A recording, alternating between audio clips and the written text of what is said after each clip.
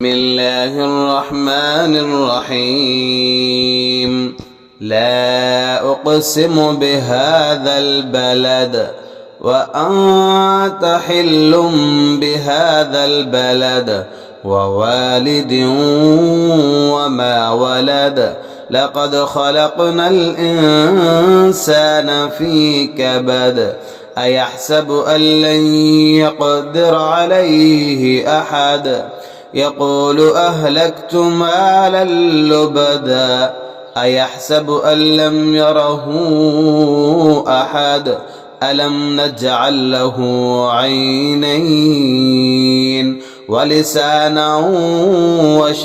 وشفتين وهديناه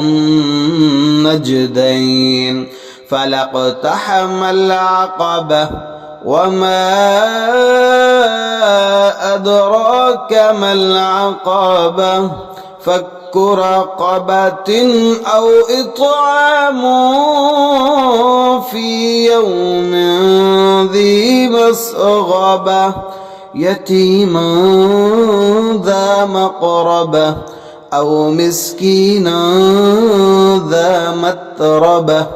ثم كان من الذين آمنوا وتواصوا بالصبر وتواصوا بالمرحمة أولئك أصحاب الميمنة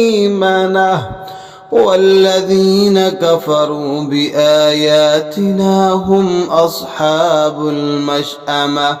عليهم نار